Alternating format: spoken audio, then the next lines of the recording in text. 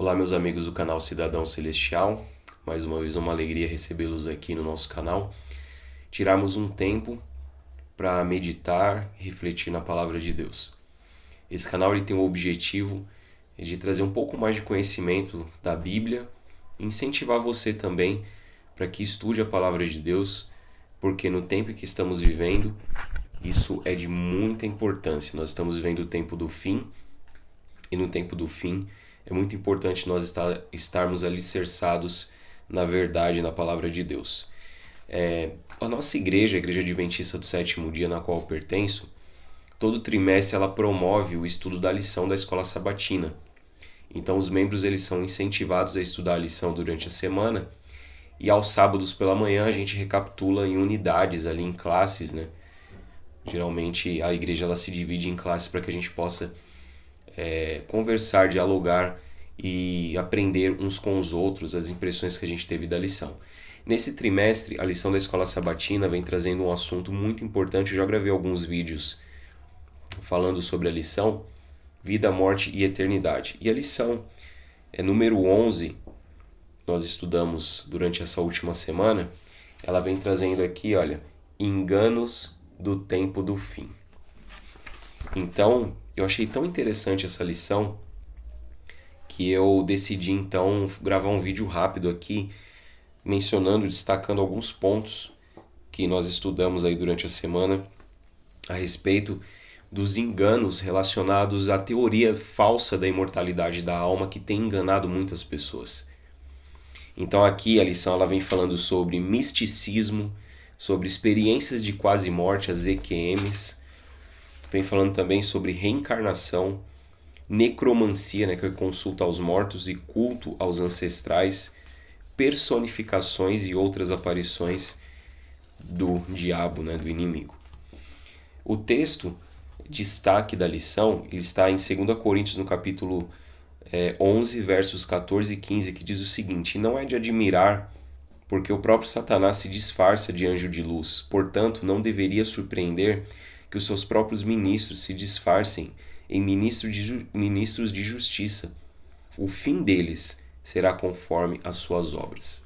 Então olha o que a palavra de Deus nos diz.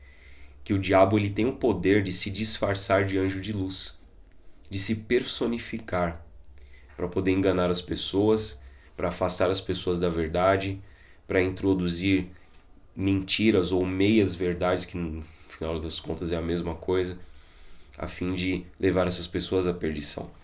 E aqui o primeiro destaque da lição diz o seguinte: nosso mundo contemporâneo se tornou um caldeirão do sobrenatural e do místico, incrementado por Hollywood, que não tem problemas em fazer filmes com temas religiosos e místicos em uma miscelância de erro e engano.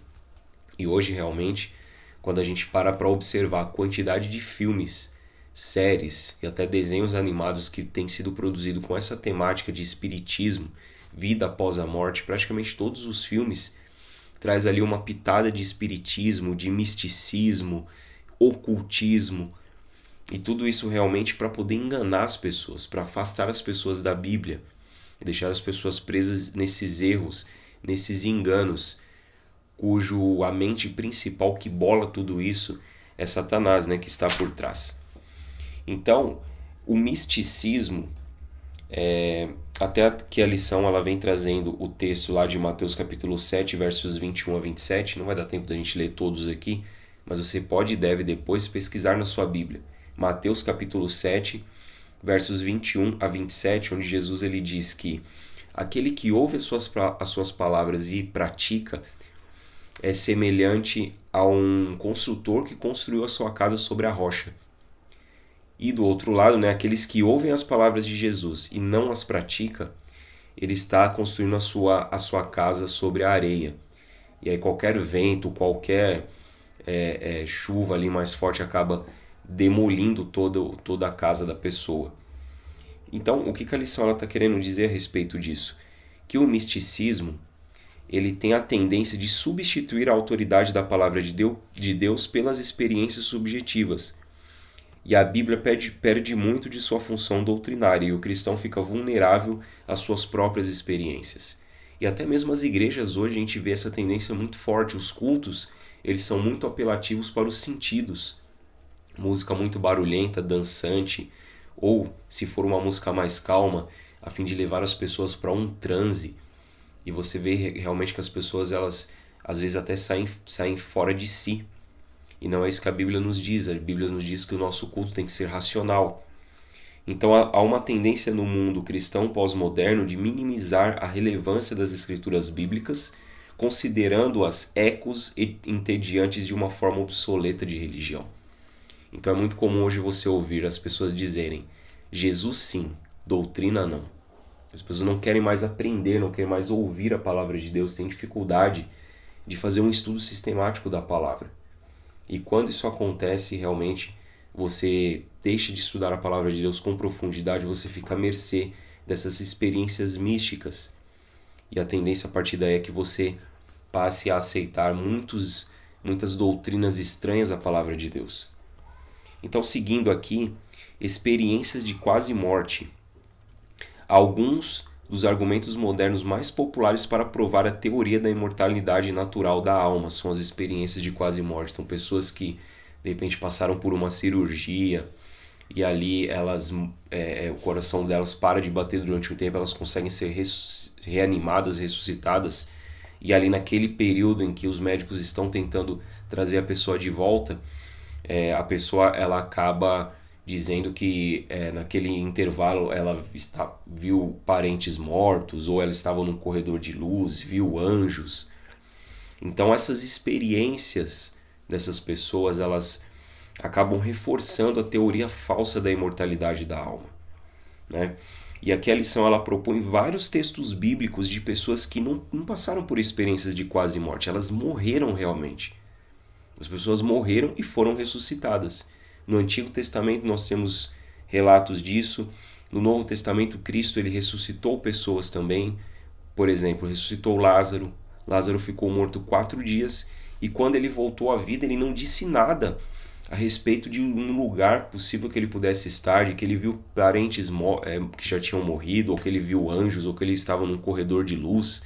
Não disse nada. A Bíblia simplesmente silencia, porque realmente as pessoas que morreram, cujo relato estão na Bíblia, elas estavam dormindo na sepultura. Não existe vida após a morte. A Bíblia ela não declara isso.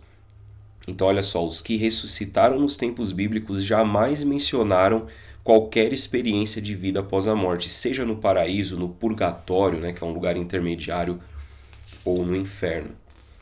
Então, o próximo destaque que a gente traz aqui, a teoria da reencarnação. Outra ideia falsa que muitas pessoas hoje em dia acabam acreditando.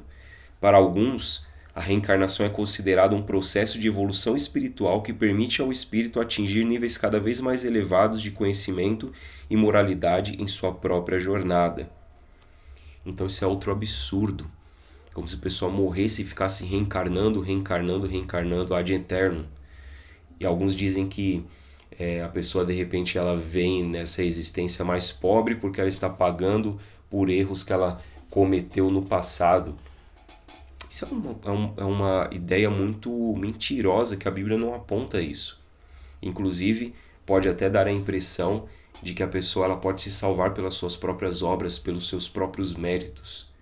E a palavra de Deus é clara em nos dizer que a salvação é somente através do sacrifício de Jesus. Então você veja como essas ideias afastam as pessoas de verdades fundamentais da Bíblia. Seguindo aqui, necromancia e culto aos ancestrais. Então, a lição ela destaca aqui um texto que está em 1 Samuel, no primeiro livro de Samuel, capítulo 28, versos 3 a 25. O que é relatado ali? O rei de Israel, Saul, foi consultar uma médium, uma mulher ali que supostamente traziam pessoas mortas para que se comunicassem, né, com as pessoas vivas aqui na terra. E tem muita coisa estranha ali nessa história. Por exemplo, o rei Saul, você pode ler depois esse texto, 1 Samuel 28, de 3 a 25. Saul, por exemplo, quando ele está se consultando ali com essa necromante, com essa médium, ela chama o profeta Samuel da terra. Ou seja, Samuel era um profeta de Deus, era um homem de Deus, por que ele está subindo da terra? E outra coisa também que diz que o profeta Samuel, ele disse que tanto Saul quanto seus filhos iriam morrer e estariam com ele, ou seja, reforçando essa ideia falsa da imortalidade da alma. A Bíblia, ela proíbe consulta aos mortos. Tem um texto de Isaías no capítulo 8, versos 19 e 20, você pode ler depois, em que a Bíblia diz que é proibida a consulta aos mortos, é proibido para Deus, ele proíbe os seus filhos a irem consultar necromantes, médiuns. Então, realmente, aqui até a lição vem destacando, a Bíblia afirma claramente que todos os espíritas, médiuns, feiticeiros e necromantes eram abomináveis ao Senhor e deveriam ser mortos por apedrejamento. E hoje em dia nós temos muitas pessoas que consultam esses médiuns para trazer os seus parentes, os seus amigos de volta, sendo que na verdade quem está por trás disso é o próprio Satanás. Porque se não era Samuel ali, o espírito de Samuel, que veio ali e se personificou através daquela médium, isso nos leva a que só poderia ser Satanás e seus anjos maus por trás. E é exatamente isso que acontece. E aqui seguindo, personificações e outras aparições. Né? Então, só reforçando aquilo que a gente já disse que não são os espíritos dos mortos que vêm ali, e sim anjos maus enganando as pessoas, inclusive fazendo com que elas reforcem nas suas mentes doutrinas que são contrárias à palavra de Deus, como a teoria da imortalidade da alma. Ellen White, no livro Grande Conflito, ela diz o seguinte: esses espíritos mentirosos personificam os apóstolos, olha só, até os apóstolos, e os representam como contradizendo o que escreveram sob a inspiração do Espírito Santo, como ato culminante do grande drama do engano. O próprio Satanás personificará Cristo. Então, no tempo futuro, o diabo, assim como aquele texto que nós lemos lá no começo, em 2 Coríntios, capítulos 11, versos 14 e 15, dizendo que não é de admirar porque o próprio Satanás se disfarce anjo de luz, ele vai fazer isso, vem fazendo isso já há muito tempo, enganando as pessoas que se afastam da Bíblia e ficam à mercê dessas ideias falsas, e ele voltará a fazer isso no futuro. Então, meus amigos, a palavra de Deus é o nosso único guia seguro, é a nossa norma de fé e prática. Imortalidade da alma não existe, é uma ideia mentirosa e falsa, que começou lá no Jardim do Éden. Se você ler Gênesis 3, verso 4, Satanás, quando incorporou ali a serpente, né, usou a serpente como médium, enganou Adão e Eva dizendo: é certo que não morrereis. Desobedecendo a Deus, é certo que vocês não vão morrer. E essa mentira ecoa até os nossos tempos hoje. Porém, ninguém precisa ficar em ignorância, porque Deus, ele nos disponibiliza a palavra de Deus, o Espírito Santo, o Divino Consolador, para que nos guie a toda a verdade. Então a gente só vai ficar em ignorância, só seremos enganados se a gente quiser, porque a palavra de Deus está aí. E se hoje na sua igreja, no seu movimento religioso, você ouvir esse reforço dessa ideia mentirosa da doutrina da imortalidade da alma, que a pessoa morre e vai direto para o céu, ou vai para o inferno, que existe um inferno de fogo em algum lugar desse universo, queimando as pessoas que foram desobedientes a Deus, sendo que a Bíblia, em momento algum, ela diz que isso existe.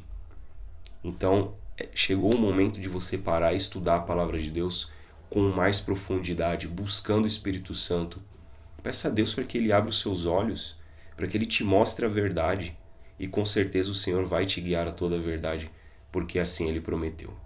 Que Deus possa abençoar você, possa abençoar também a sua família, os seus amigos, e que você continue buscando e estudando a palavra do Senhor.